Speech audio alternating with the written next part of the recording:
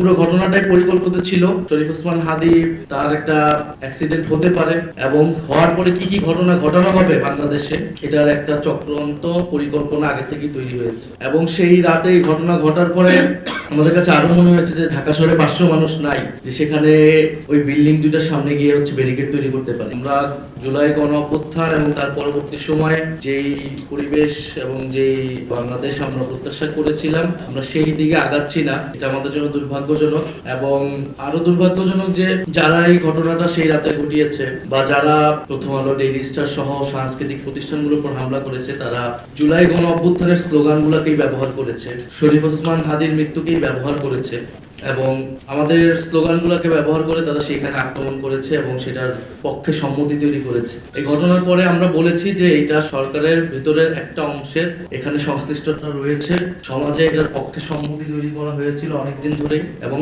এটার সাথে রাজনৈতিক ব্যাকআপও আছে। এই তিনটা ঘটনা একসাথে না ঘটলে এত বড় সাহস সেই রাতে পক্ষে করা সম্ভব হতো না এবং যে খুব বেশি মানুষ, এটা কয়েক হাজার মানুষ গিয়ে এটা ঘটিয়েছে এরকমও না। ফলে পুরো ঘটনাটাই পরিকল্পিত ছিল।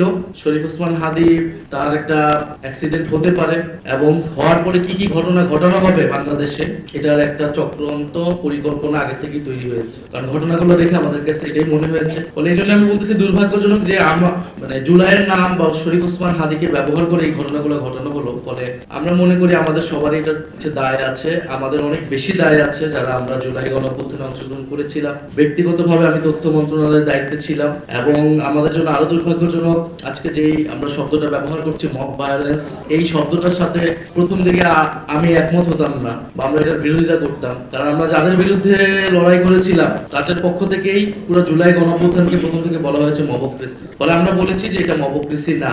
আমরা অনেক কিছু বলেছি, গণ অভ্যুত্থান, বিপ্লব পরবর্তী পরিস্থিতিতে দেশে অনেক কিছু হয়, পুলিশ নাই, মানুষের অনেক ক্ষোভ, 16 বছরের প্রতিবিত ক্ষোভ। কিন্তু 1.5 বছর পার হয়ে গিয়েছে, এখন যেটা হচ্ছে এটা সম্পূর্ণভাবে পরিকল্পিত অপরাধ হচ্ছে এবং এটা পুরো দেশের রাজনীতি, নির্বাচন সেটাকে একদিকে নিয়ে যাওয়ার জন্য এই পরিকল্পনা চক্রান্ত। ফলে আমি মনে করি আমাদের সবার এই জায়গা থেকে দায়িত্ব নেওয়া উচিত এবং এই ঘটনা যারা সে রাতে ঘটিয়েছে এটা খুবই স্পষ্ট যে কারা সেটার পক্ষে সম্মতি তৈরি করেছে, কারা সেই রাতে সেখানে গিয়েছে, লেখালেখি করেছে।